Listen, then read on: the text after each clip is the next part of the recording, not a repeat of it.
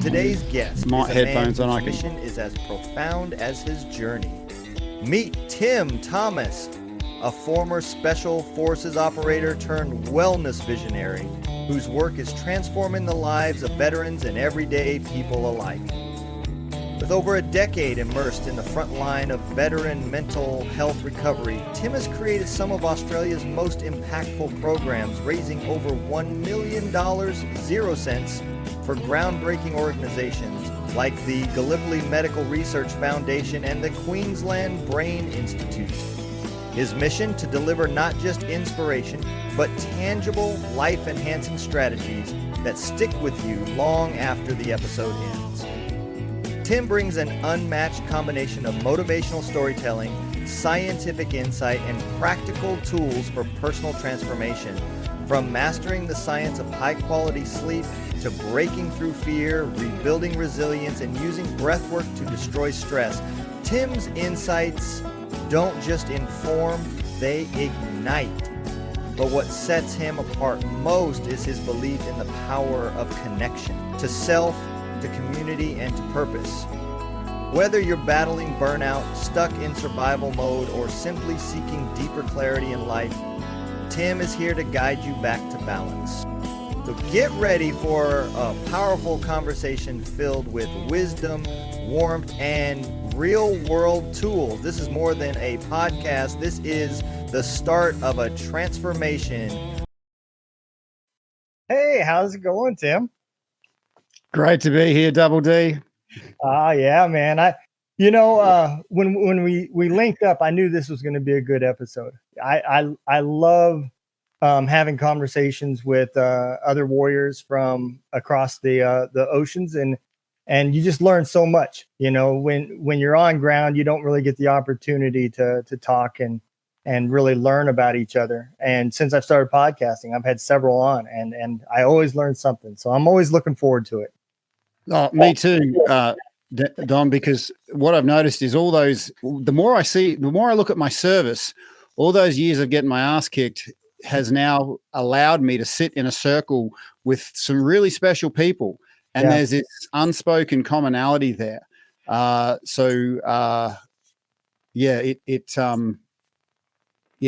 value my service now because of the conversations I can have, in this space. Yeah, no, absolutely. And I think that's something that has gotten better over time. You know, I don't know that we've seen the results dipping down from suicide rates and stuff like that, but I do think people are starting to find more ways to talk and to work through things. And I think that is great. Or maybe it's just because I've gotten involved in this circle and I'm seeing it from, as you said before, from the inside the storm instead of looking from the outside. Well, you know, when you're in that storm, there's a lot of powerful observations that can take place. And I went through that shitstorm of PTSD. Yep. And I see the veteran community as the tip of the spear for creating healing through the rest of the community. Because the thing about veterans, they're humans, but their symptoms are often far more acute and long-standing. So they've got no time for bullshit that doesn't work. They got no time for placebo effects. They're at rock bottom. They need something that works right frickin' now.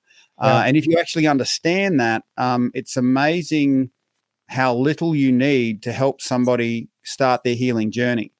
And, you know, conversations like this, the powerful thing about this is we get to break the isolation some people are in. Yeah. And this is what I've discovered. And this one discovery helped me achieve a lifetime goal. My lifetime goal was saving 40 veteran lives from suicide. I didn't care if it took the rest of my life. That was achieved within 12 months because I saw this one thing, and that was we can handle pain, but pain will get to a certain duration or intensity where that pain transforms into loneliness, isolation. I'm the only guy going through this. And in this place, that's like the worst place of disconnect. and if you want to flip it into the opposite, like when we were serving, we had people around us and we're really tight. We were super powerful. Didn't matter the pain. We were all focused together because we had each other's back. So if you want to flip that in reverse, when you're feeling all alone, isolated, this pain, you can't speak to it. You could have the best psychologist, psychiatrist, healing art forms in front of you. You don't know who to trust because you're the only one that's got your back, Yep. And if I'm the only one that's got my back, if I drop my guard for a second, something bad's going to happen. So I'm not sleeping.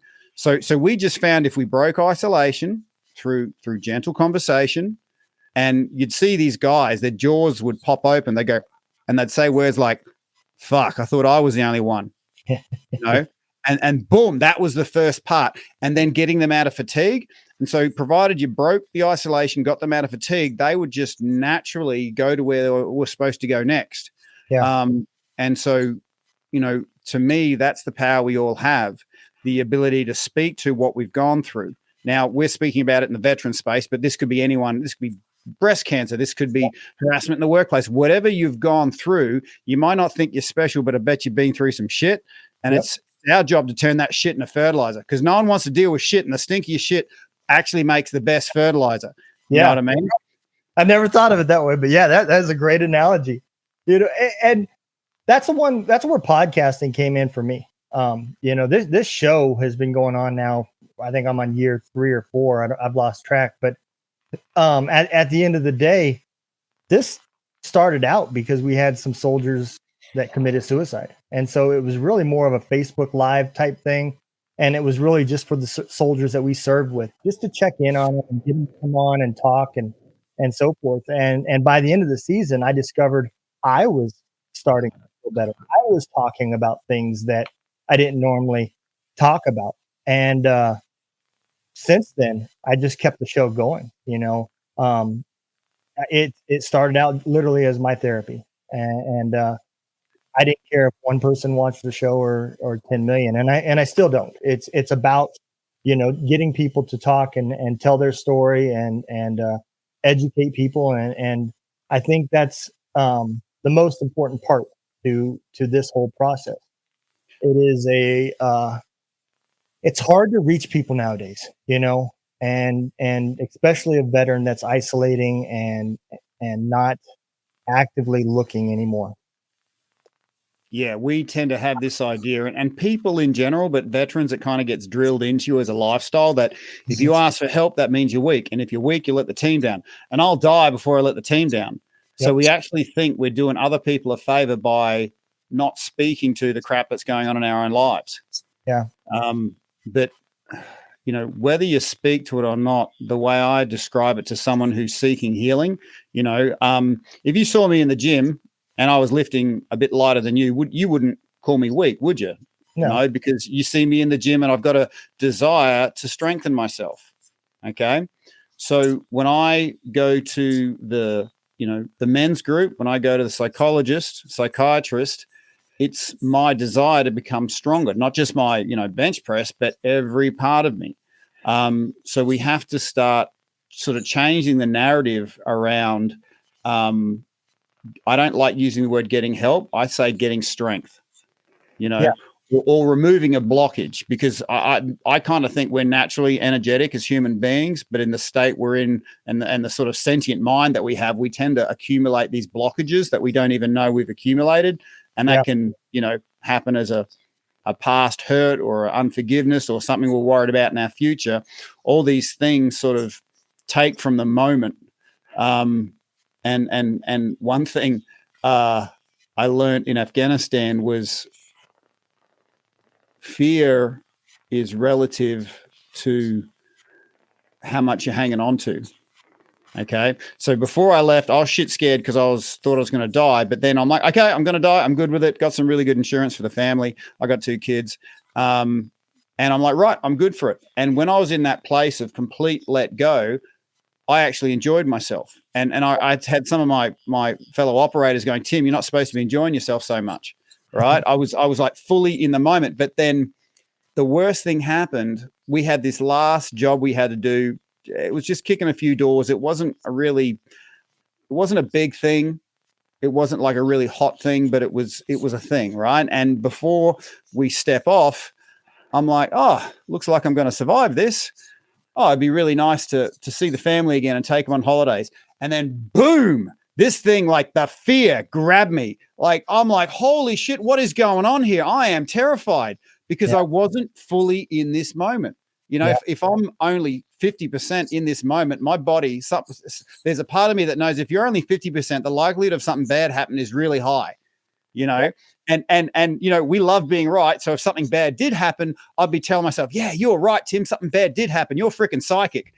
No, I was trying to edit the situation to make me right. So yeah, when I realized that, my daily physical exercise meditations is about letting go of things and not trying to hold on to stuff so much.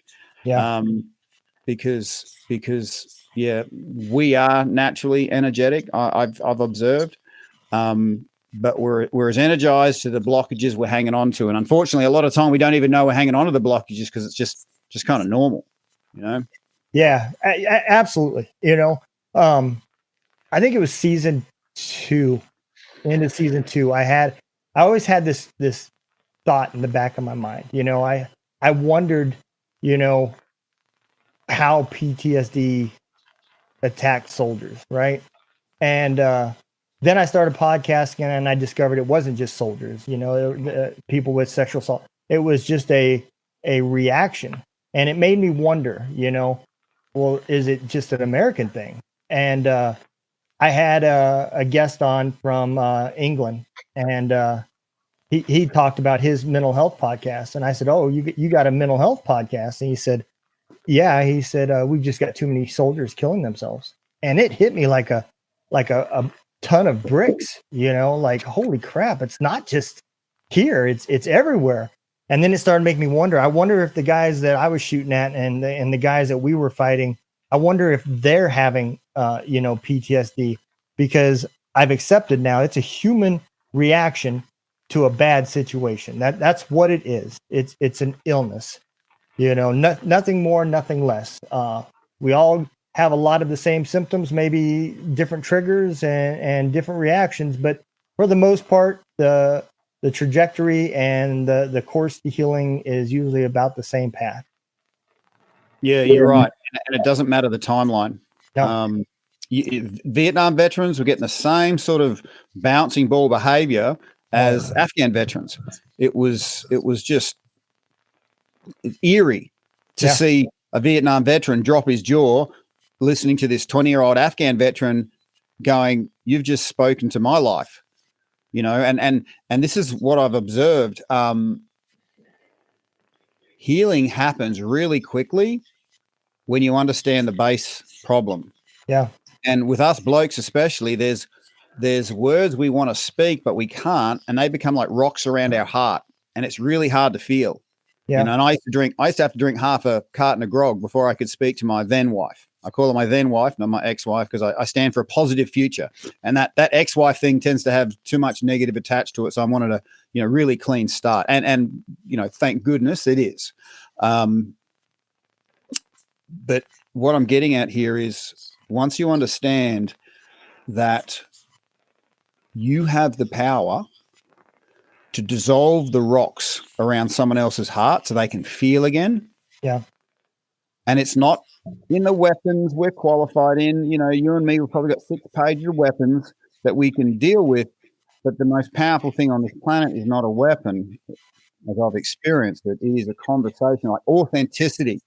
You know, you talked about it's hard to reach people. Yes, it is, because there's so many inauthentic voices out there that aren't getting people where they live. So they tend to become callous. Yeah. So if you can have a genuine, no shit, open, authentic, sincere conversation in that resonant space of, you know, people feel safe. People feel somehow strangely powerful as well. It almost doesn't matter what's blah, blah, blahing. It's the space and energy that's shared. And that is where this rapid unfolding of anything that's blocking you usually happens, in my experience. You know, super, super powerful. And how much does it cost us, to have a genuine conversation with somebody? Yeah. Nothing really, but you can see the cost of not having those authentic conversations, showing up in the mental health crisis, the overeating crisis, the suicide crisis, all these things happening because at a very deep level, people are feeling alone and isolated. Yeah. No, you are 100% right. And I think some of the stuff that we do with those rocks that you're talking about is we think that by holding those in, we're protecting other people. Just like you said before, when I wrote a book, it started out more as a document that I was going to give to my wife and kids, because after I had gotten help and realized the problems, I was the reason why they couldn't help me. It wasn't them. It was I never told them. I never talked to them. I always said, no, everything's fine. I'd have bad dreams. My wife would ask me what they were, and I would tell her I don't remember, which was just a straight lie. And it was me telling myself that I'm protecting them. This is stuff that they don't need to see. But then when I'm going through this, I have resentment towards them because they don't understand what I'm going through. And I think there's that happy medium, if you can have a open conversation with your partner.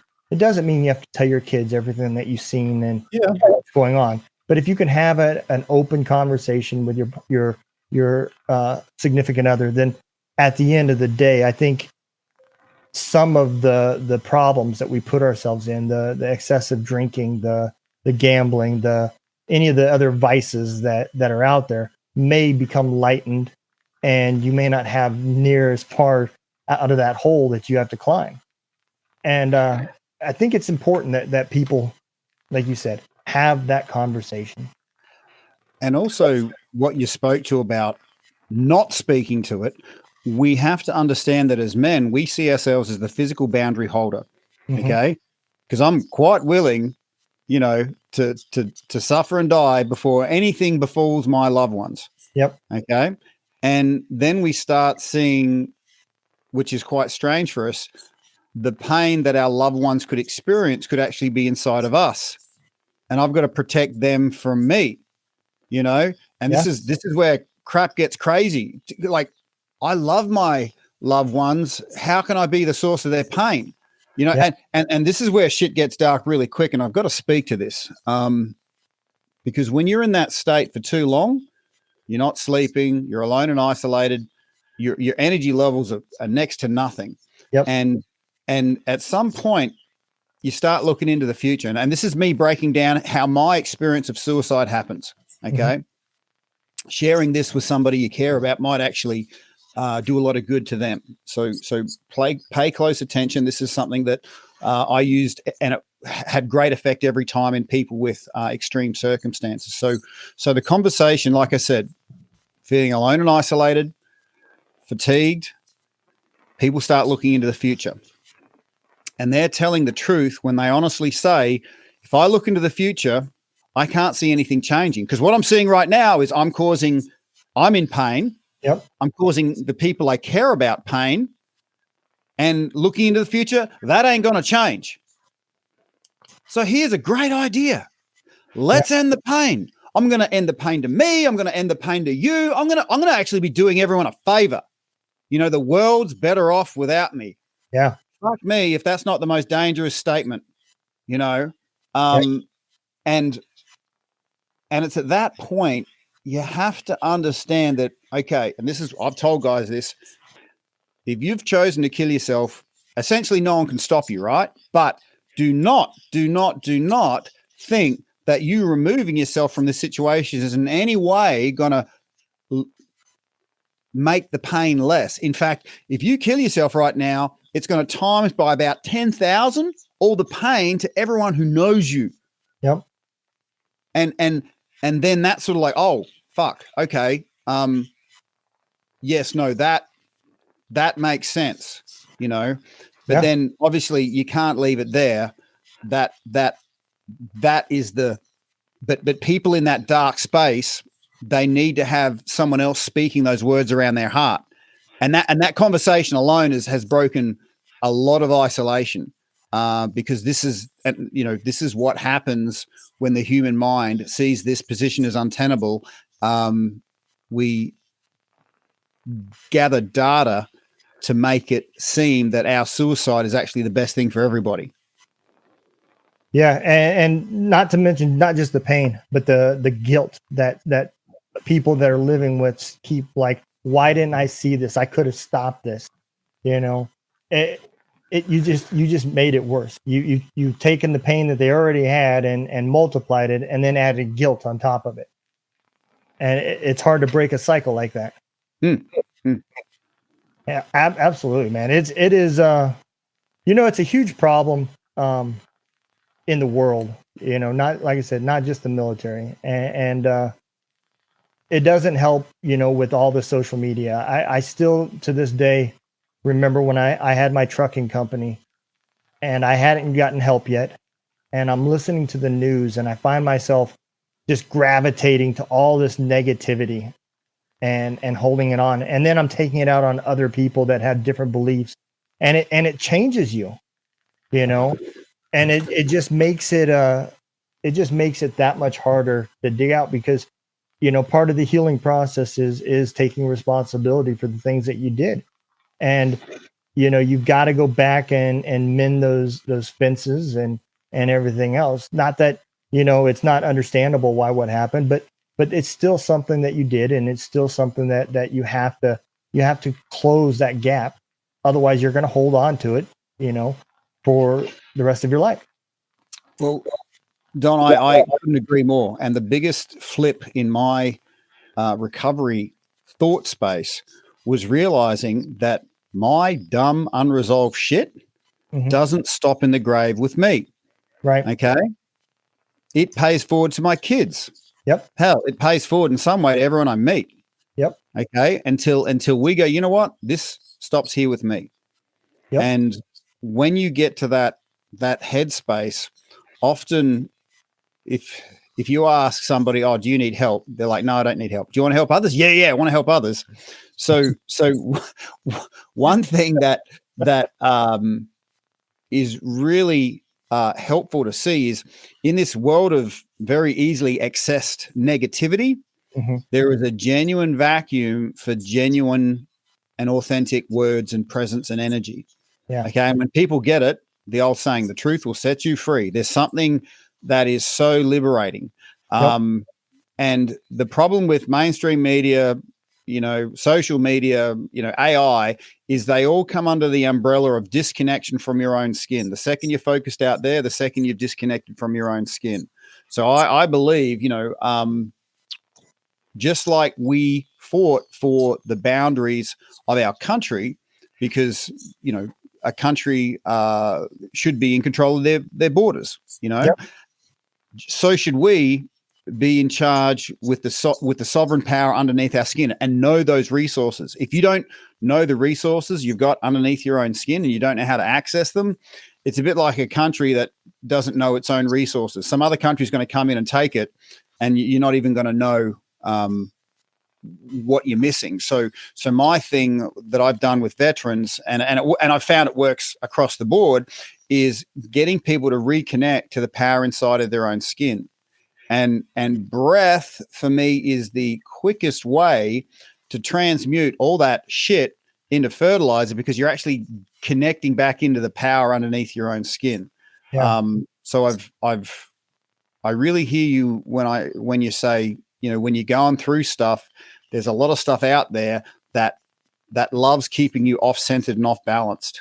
Yep. In fact, there's a whole economy based on us not knowing the sovereignty of our own skin. If we don't know how to generate our own energy, there's plenty of energy drinks, there's plenty of coffees, there's plenty of pills. If we don't know how to go to sleep at night, I lost 6 years of my life to pills. When I said I couldn't sleep to a doctor, can't get that time back, but I didn't know breath work was something that could, alkalize my neural pathways, bring healing to my body.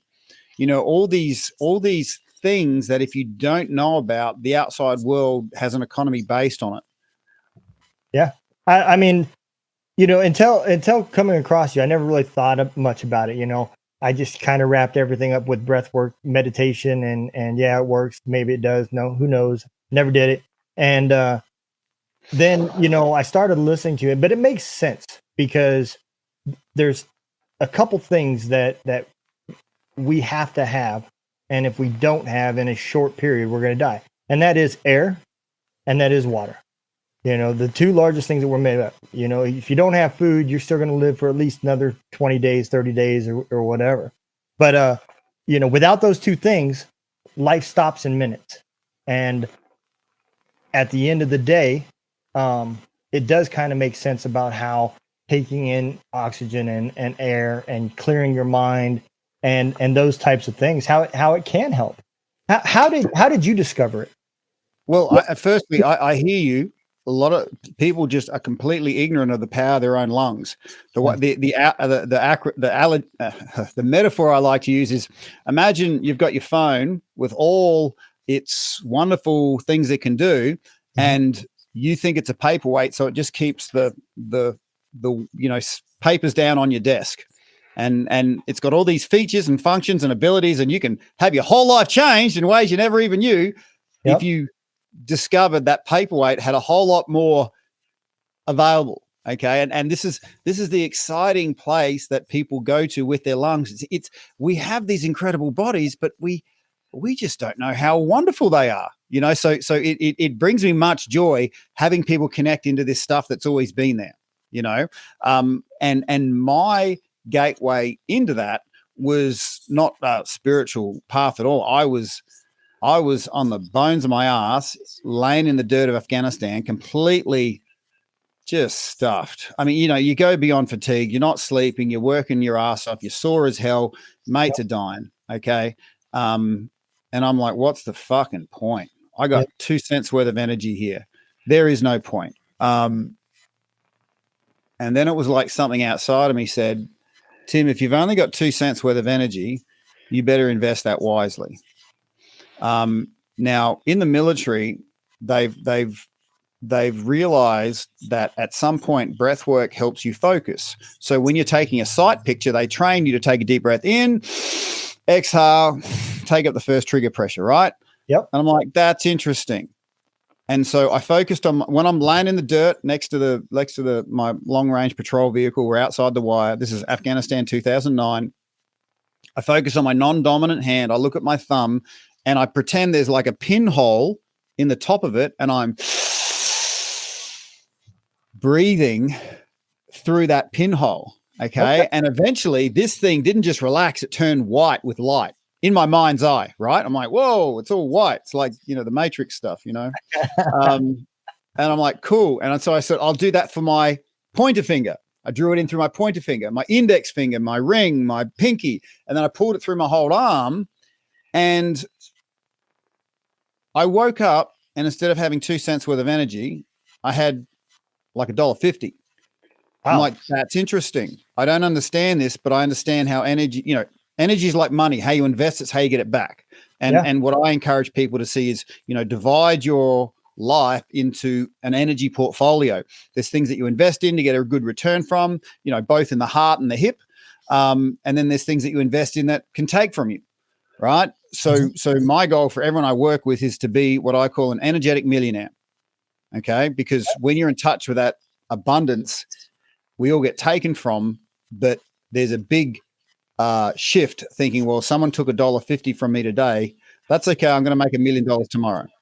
That's the position of strength you can put yourself in when you access the sovereign power of your own skin. And this is why I'm super excited about sharing. But in 2009, when I didn't know what it was, I just noticed if I kept investing, I just got more and more energy capital.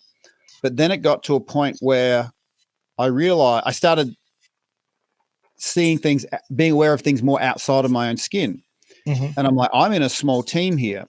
And if they're having a shit day, I'm having a shit day. So I've got to generate more than I think I need so I can meet them so they can have a better day.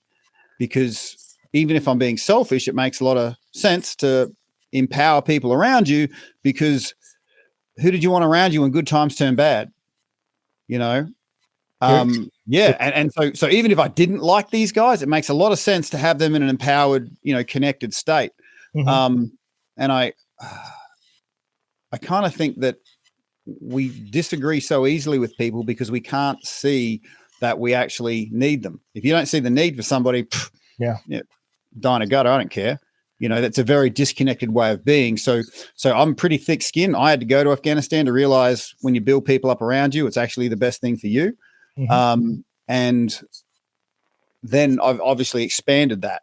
You know, now I tend to think, you know, this meat bag here, it's actually just a radio. It's not who I am. Who I am is the signal that this body tunes into, and my body rewards me with energy the more I tune into that.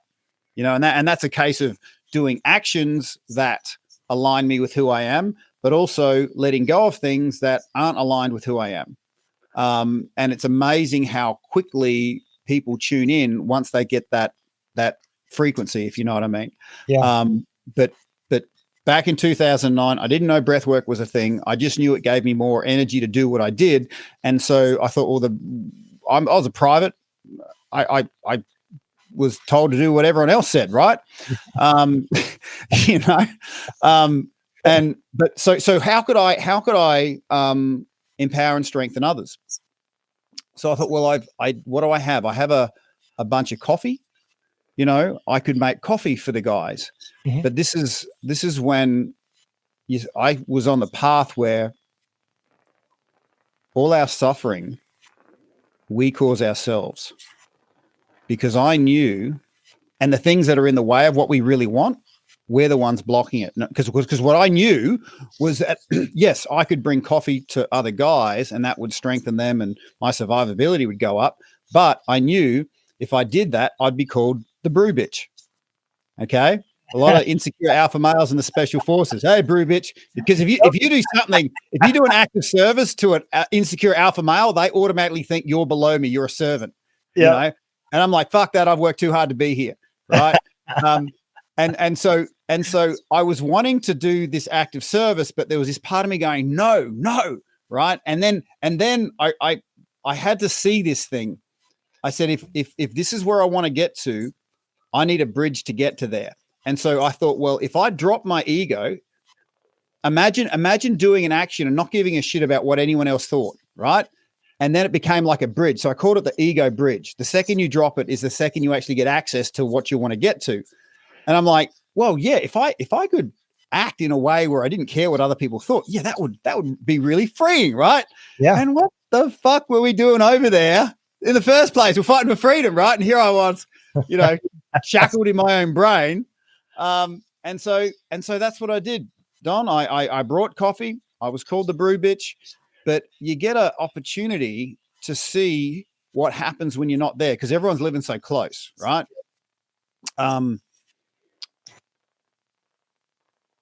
These guys, instead of arguing in a team, because everyone's tired, everyone's shitty, everyone's, you know, often turning on each other. You know, when they're not turning on the enemy, they're turning on each other. Yep. And you could see they'd take the sip of coffee and then they'd take a rapid sip again because I'd realize it's good coffee, and then everything would just stop. You know, you'd see these shoulders just relaxing down. You'd see these guys straighten up and take a really deep breath. And that's fascinating. You know, automatically they took a deep breath and changed their structure. And for a second, they weren't in the war zone of Afghanistan. Yeah. They were in a coffee shop back home. And I'm like, something's happening here. I saw the power of servanthood to another human being. And I confused it with servitude, you know? Yep. And so it was from that place that, you know, I actually had a coffee shop for a while there, but now I've created like this breathwork buffet for people to access when they can, you know, self-restore, become that energetic millionaire they were born to be by you know, accessing their own sovereign power. Yeah. I'm just curious because I never really thought about this until we had this conversation. Have you ever heard of a runner's high? Yeah. So you know, I loved running when I was in the military. That was the one thing I was very good at.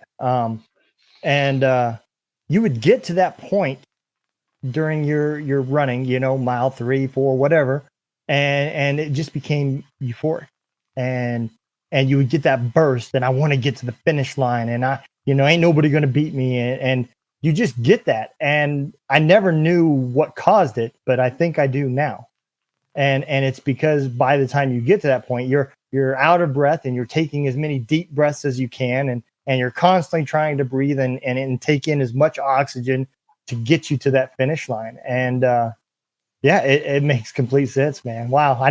I never thought about it until just now.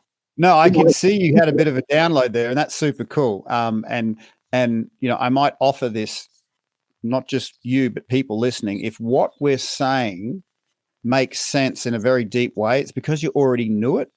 Yeah. You had that information there, but when someone else articulates it, you're like, oh, now I see the pattern.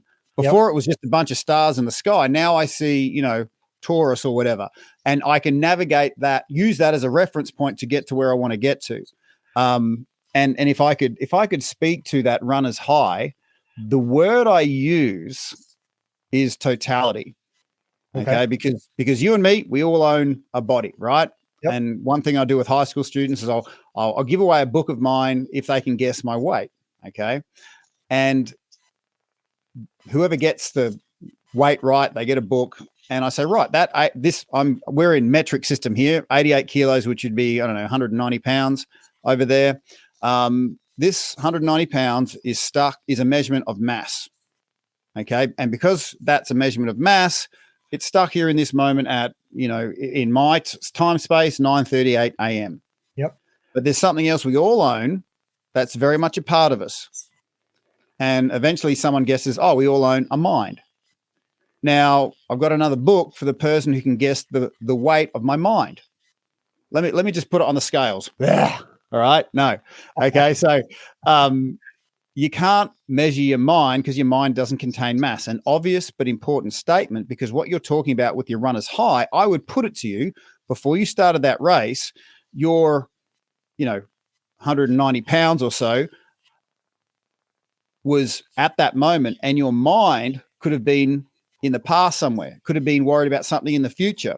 Yeah. And your mind has a processing power. It's not omnipotent. Let's just say it's got 100%. And if there's something in my past that's bothering me, that can be taken up 30%.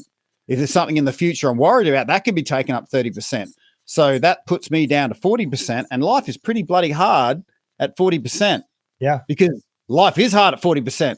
All right. And I can create all sorts of stories and reasons and blames. But at the end of the day, me at 40%, my life is harder. But when I'm at, and this is what I tell guys, getting closure with the past and getting healing isn't about sitting on a mountaintop drinking tofu. I mean, it's cool if you want to do it. Fuck, great, right? But to me, it's about kicking ass and bringing your power into this moment. Yeah. Because a man's generosity and happiness is relative to how powerful he feels. If you want to see an unhappy, stingy bloke, it's because he doesn't feel powerful, And so getting all that processing power back in our moment, that's when us blokes especially, we become generous, we become happy. And dare I say, we create peace when we're in that totality. And that runner's high gave you a small insight for what it is to have your mind fully in that moment and the body fully in that moment. Yeah, no, you were 100% right. And now it makes complete sense, because if you enjoy running, then you look forward to getting to that moment. And I never knew how to get there. It just happened. And sometimes I could run for 8 miles and it never happened. And other times it happened after mile 2, and it was just so random. But I think, like you said, it was, being able to let other stuff go. So if I was running in a peaceful state, it became easier to get into that moment, compared to, like you said, if I was worried about the kids' schooling or money or bills with the wife, or getting ready for a deployment or whatever. Now I'm blocking myself from getting to that state of mind. And man, I wish I knew then what I knew now. Oh, don't we all? Oh my gosh. But then life wouldn't be as perfect, you know? Yeah, absolutely, absolutely.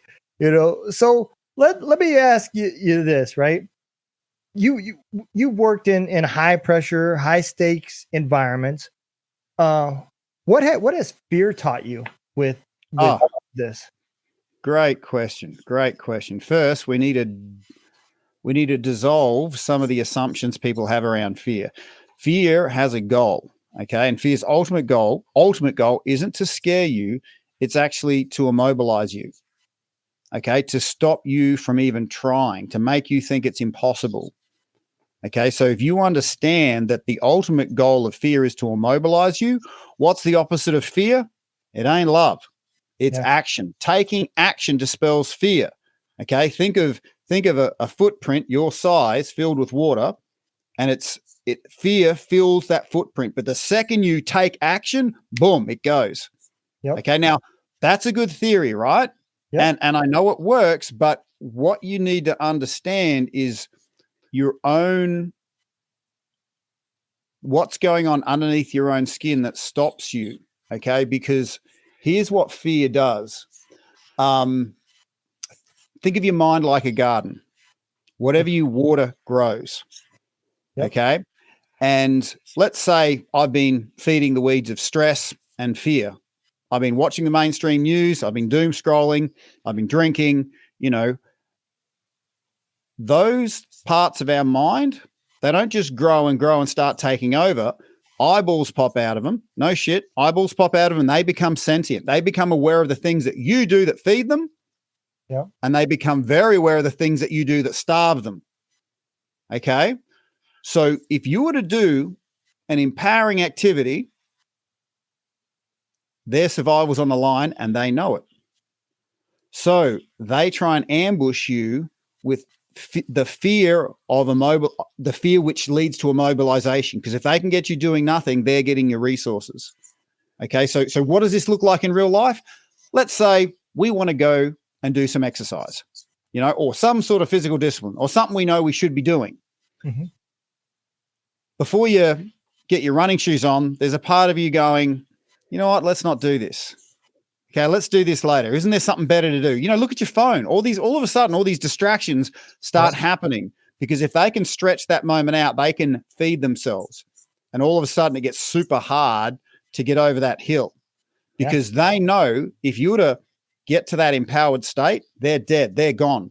So they're not just fighting for convenience. They're fighting for survival. So you have to understand there's a part of your head that fights for its survival before you become empowered, because once you become empowered, the lights are on, darkness gone, they're dead.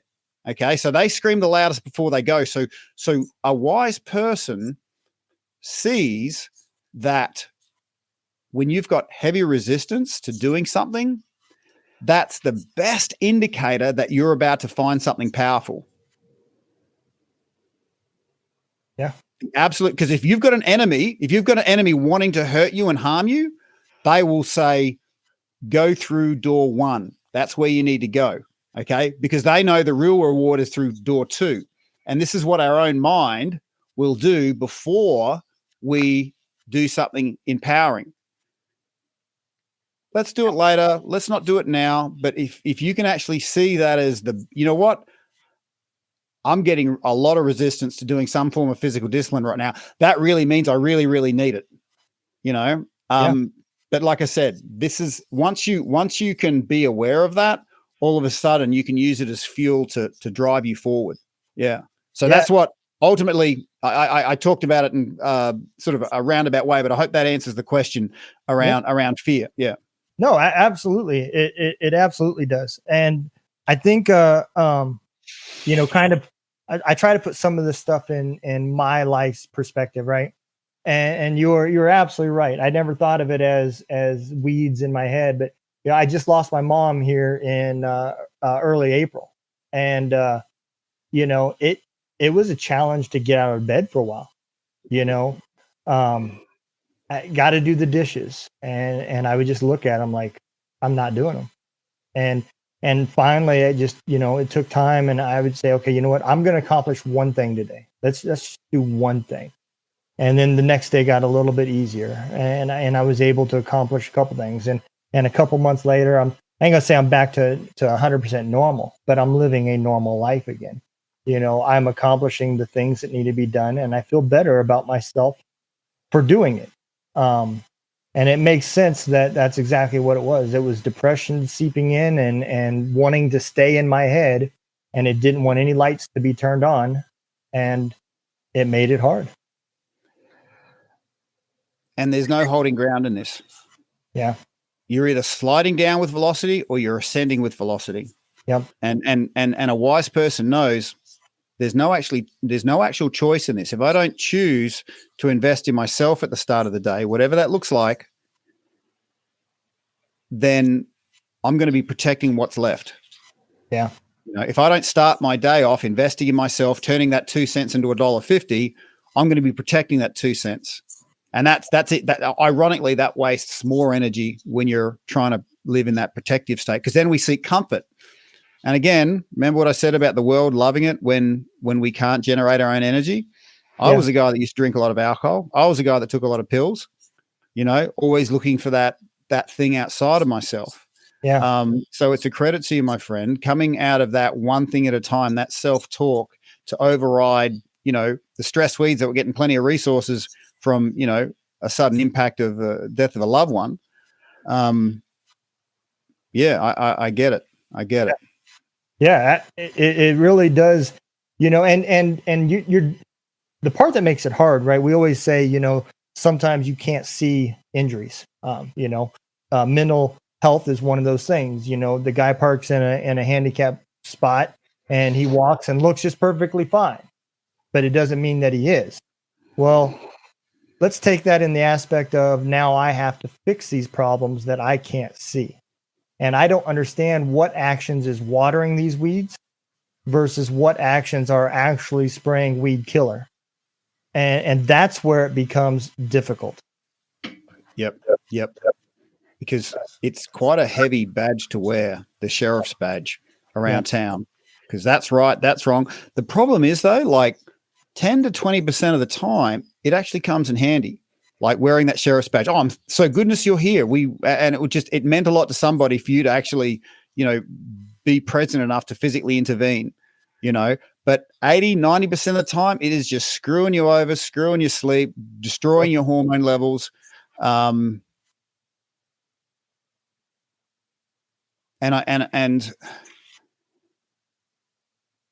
I don't want to step over the death of your mum this year, because something came to me before I almost went insane with grief, and I feel like it kind of gives me goosebumps. I feel like it came through me, so I can then help others move through that space and see it for what it is. Mm-hmm. And I wrote a little poem called "The Last Gift." If you're happy to, I'm happy to share it. If it doesn't serve you, I'm sure you can cut it out. But I'd love to share this with you now, if that's okay. Let me just dig it up from. Because I'd lost more brothers than I can count on both hands, and then this thing came through me, and it gave me peace in such a way where I'm like, you know what, I want to share this with others, and help them, get through, see what's actually going on when a loved one passes. So I'm just gonna bring this over here. I will tell you, I found, the one thing I found, and I'm speaking as a veteran, it's different. It's not the same when you're watching somebody slowly deteriorate and pass away than it is combat. And before my mom passed, I thought, well, I'm going to be able to handle this. I'm a pretty experienced person when it comes to death. I've been around quite a bit of it, and it'll be okay. And I discovered this has probably bothered me more than anything. And it's just because of how it happens, you know? Yeah. Sometimes our body surprises us how it responds to certain things. Yeah. It's got its own way of doing things that is hard to understand. Yeah. And those deep parts that were stirred by their passing is actually something that came through me was the reason for that. So I'm just going to share what I share. I hope it lands. If it doesn't, no big deal. But I'll just share with you and your listeners. And Okay. so this poem is called "The Last Gift," and it goes like this. The pain we feel when a loved one passes is their last gift to us. Let me explain. When we first know of their passing, it seems like an unbearable weight has been placed on our soul. This experience is not to be rushed through. However, these three things really help: tears, time, and talking.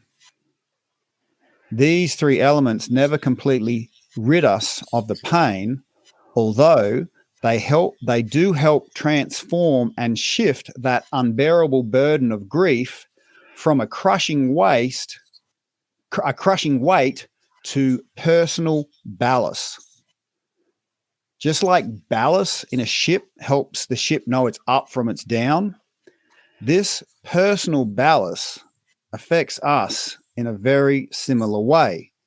It helps us know our own up from our down, our own right and wrong, what is true to us and what is not true to us, what is important in our lives and what is not important in our lives. So, question, if that loved one was looking down on your life right now, what would put a smile on their face? Would they smile if you were living an unhappy life, disconnected from what makes you uniquely you? No.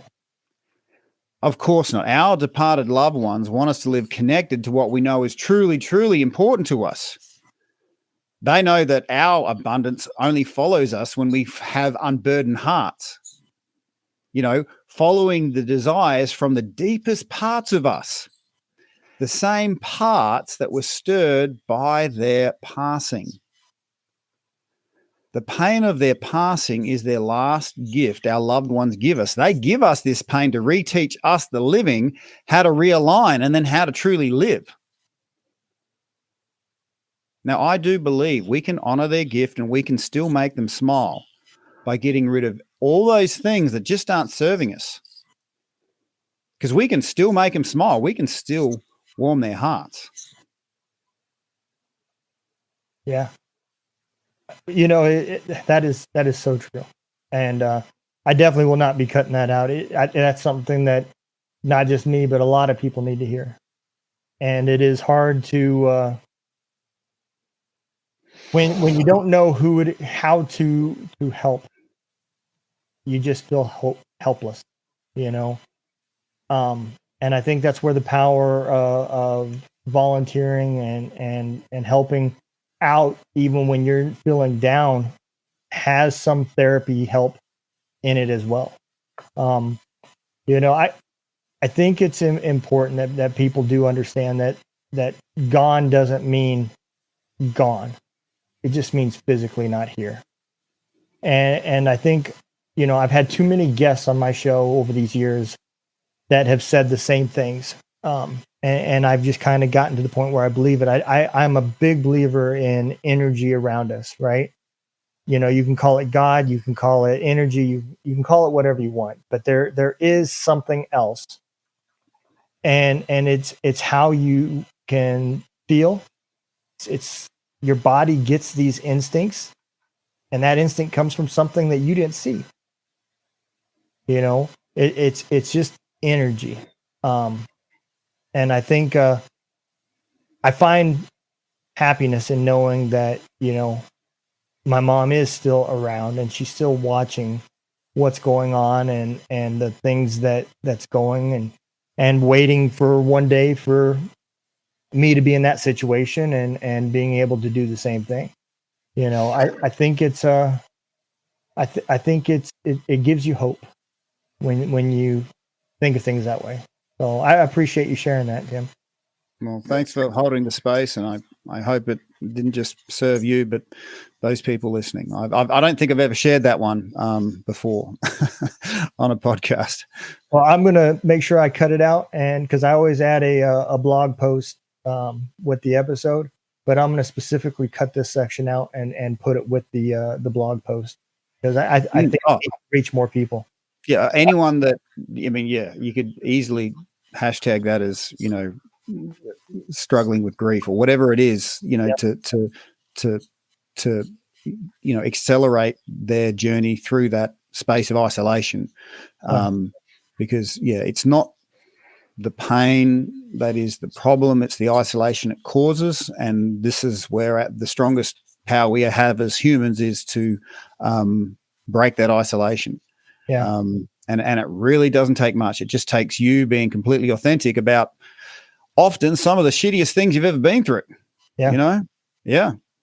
Wading through the fertilizer. You got it. That's it, man.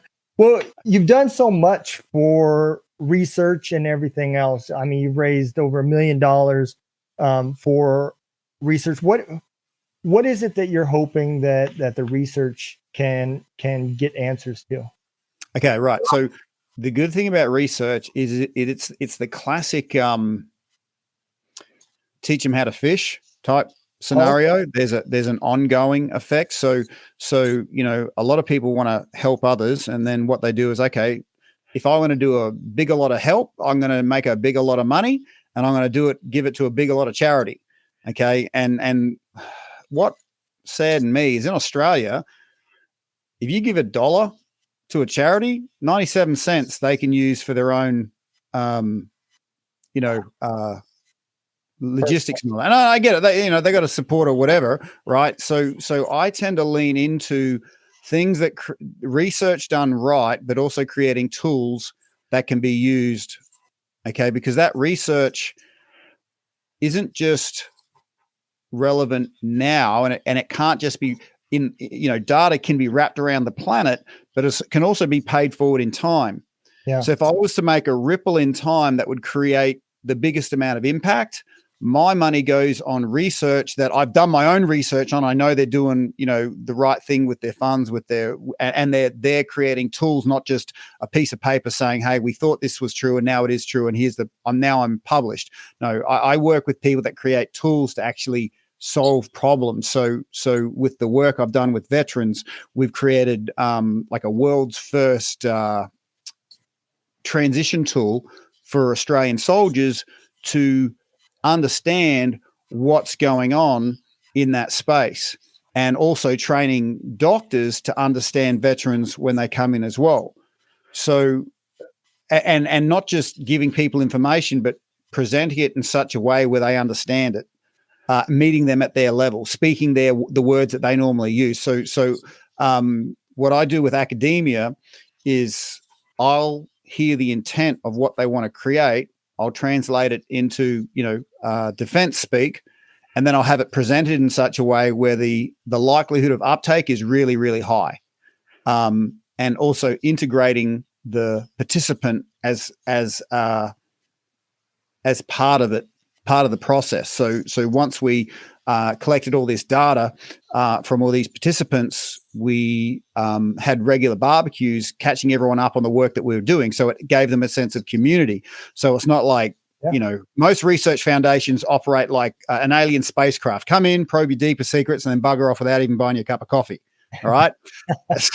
so I'm like, we've got to, if we're really going to do this properly, we have to speak their language, meet them as they are, forget the paper, in-person interviews. Okay. And these guys, to their credit, did over 500 interviews that went for, you know, 1 to 2 hours each to get all of the picture, not just the tick and flick. And then, okay, now we've got all these ticks and flicks. So they were willing to do the work, and I was willing to work with them to create this. And I was also willing to help raise money for the cause. Initially, the guy I started with was a guy called Brian Davies. The goal was $50,000. late last year, we did our third trek, and we raised over 1.1 million. So it was just incredible, the generosity in that space, but also assuring donors that their money was being invested, not just, here's a fish. This stuff is going to outlive us, if you know what I mean. No, absolutely. And I think that's extremely important. I got one more question, and I know all of us, we can think back as veterans, a time where, we were forced to take a big bite out of a shit sandwich, and it was just a hot mess and a day that went bad. If you could go back in time to that day, what would you tell yourself? Oh, good question. The funny thing is, literally just this morning, every morning, the only way I can see the sunrise is to sit on my roof. Okay. And that's when I do my breath work as I look at the sun first break the horizon, because there's a frequency of light when the sun breaks the horizon. When it goes through your retina, it synchronizes all your internal clocks, all your circadian rhythms. Okay. And if you think of, when we served, we had to sync up our watches to the second of the guy giving the orders, because if someone was 30 seconds out, then there was a massive impact. So if you ever had the experience of trying to go to sleep at the end of the day, but there's a part of you still running around the show, that's because you haven't synced up. So one of the easiest tips for a good night's sleep is seeing those sunrise colors, getting all your internal clocks synchronized, and doing a bit of breath work with it. Okay. So point I'm trying to make here is as I was doing that literally this morning, maybe 10 foot above my current position,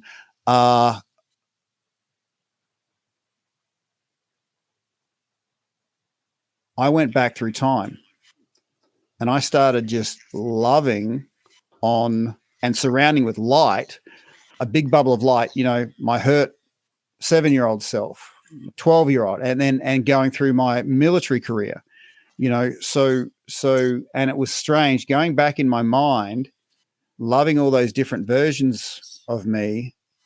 It's like it kind of healed me in the moment, because I didn't know how much of my own head was stuck back in that past until kind of, love, truth set me free. Yeah. So I would tell myself now, with what I know, that this moment is perfect. It is perfect. You can't see the perfection, but you will. Something is happening here that's going to take you beyond your own measure of strength, outside of your comfort zone. It's going to destroy everything you think is really important.